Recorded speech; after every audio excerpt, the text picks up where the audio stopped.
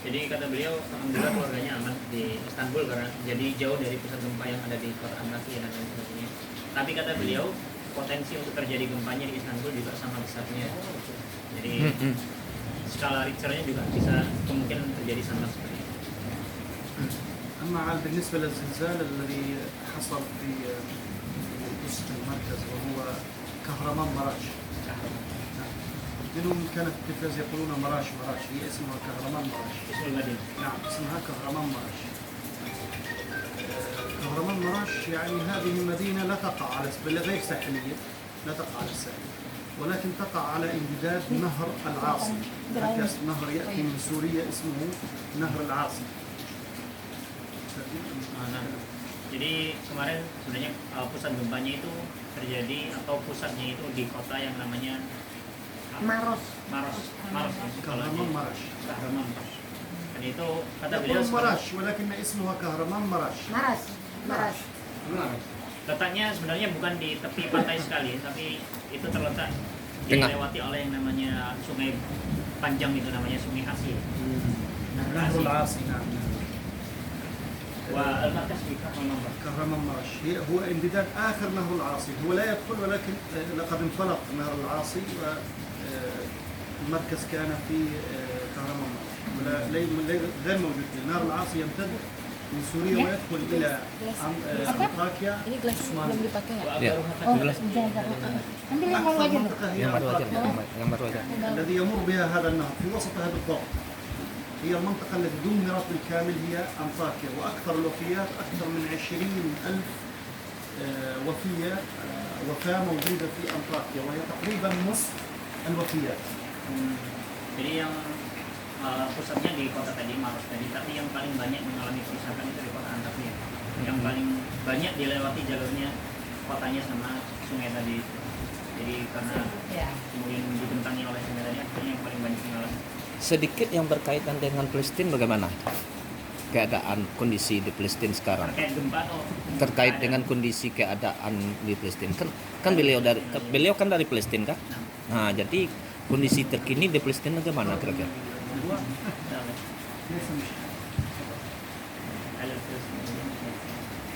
أحد فلسطين يا رب.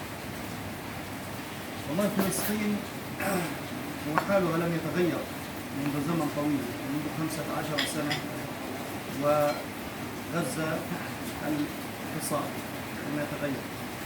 الذي تغير والقدس أيضا، الذي تغير أن الضفة الغربية أصبح هناك في حركة جيدة فيها، وهي من أهم الأماكن أو المدن التي تقع بين اليهود، يعني غزة محررة ولكن اليهود قد أقبلوا الحصار عليها، لكن الضفة الغربية مقسمة إلى يعني نعم، وبين كل نقول حي وحي تقريبا يوجد مستوطنة إسرائيلية. هذا لا يعرف، لابد أن يعرفه الكل، أن الضفة الغربية مليئة بالمستوطنات. لذلك لا يريد اليهود أن يحصل أي من انتفاضة أو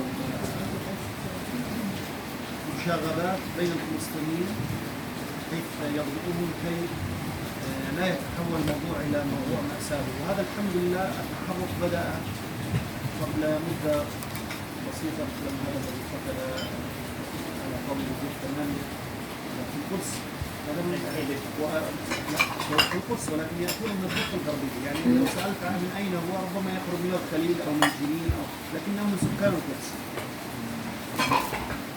لابد أن يعرف أن الفلسطينيين لاجئين في بعض المناطق. يعني أنا من السوافير وليس من غزة، ولكن لجأت إلى غزة من الحق، أبي لجأ إلى غزة. إن هذا يعرفه الكل. نسبة اللاجئين موجودة في قطاع غزة الذين ليسوا من غزة 1,300,000 مليون و300,000 لاجئ.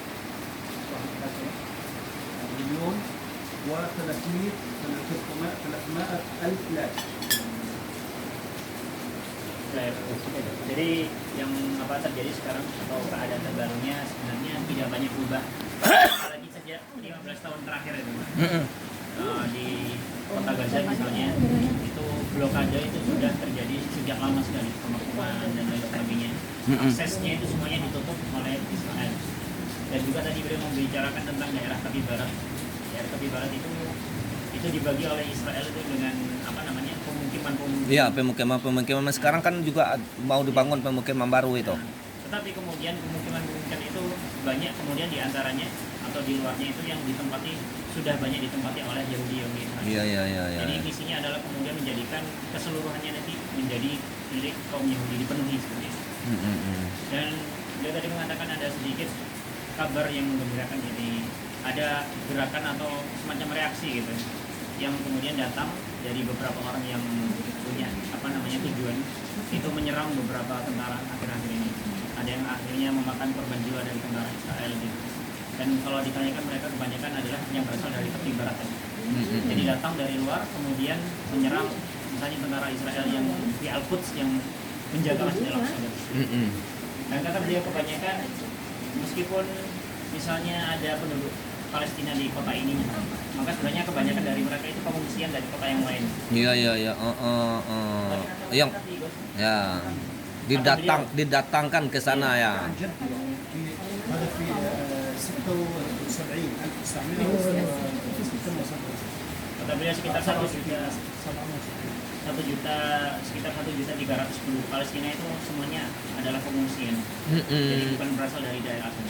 Dan beliau juga termasuk. Meskipun beliau lahir di Gaza, tapi beliau adalah ayahnya dan kakeknya itu sebelumnya dari kota yang lain yang akhirnya pindah ke Gaza. Beliau numpang lahir aja, tapi kalau asalnya dari kakek-kakeknya bukan dari situ. Termasuk beliau.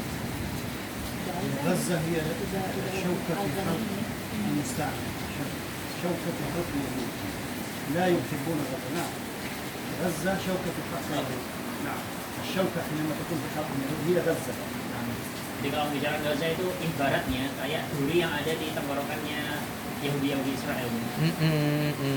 Sabira lah kita مؤذية جدا له. يعني حينما دخلوا المسجد الأقصى اليهود في آخر حرب تدخلت غزة وهي موجودة بعيدة عن المسجد الأقصى.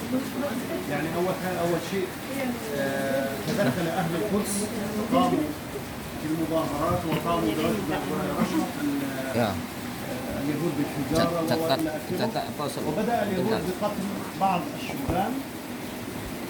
أيضا اعتدوا على حي الشيخ جراح. قامت المقاومة في غزة وأرسلت رسالة تهديد: إذا قام أحدكم بدخول الجيش الإسرائيلي، إذا قام الجيش الإسرائيلي باقتحام حي الشيخ جراح سنقوم بقصف القدس. طبعا هم مكان موجودين. سنقوم بقصف بيت نتنياهو. وفعلا قصفوه. قصف بيت نتنياهو في القدس. الشيخ جراح هو محاذي حي المحاذي لباب العمود، قريب من باب العمود المسجد الأقصى.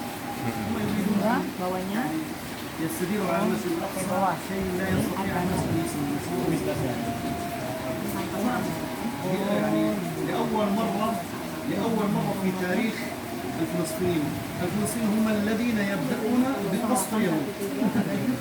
Jadi kata beliau kan tadi mengibaratkan bahwasanya Gaza itu ibarat bumi kecil yang ada dalam tenggorokannya Israel. Dan itu benar. Jadi kata beliau ini pertama kali dalam sejarah di mana ada inisiatif dari para pemuda Palestina kemudian menyerang terlebih dahulu. Beliau katakan para orang Palestina itu ada yang kemudian memberi ultimatum kepada para tentara Israel yang menjaga Al-Quds kalau berani kemudian untuk. Jadi intinya memang Palestina itu dijajah oleh Israel ya. Kan itu apanya itu? Seperti ini kalau kita sejarah di Indonesia, seperti awalnya kita dijajah oleh Perancis, oleh Portugis, lalu oleh Belanda, setelah itu mengatur Jepang. Jadi memang negara tanah penduduk Palestina itu yang ingin dikuasai dan direbut oleh Israel ya. Jadi itu yang diperjuangkan. Nah,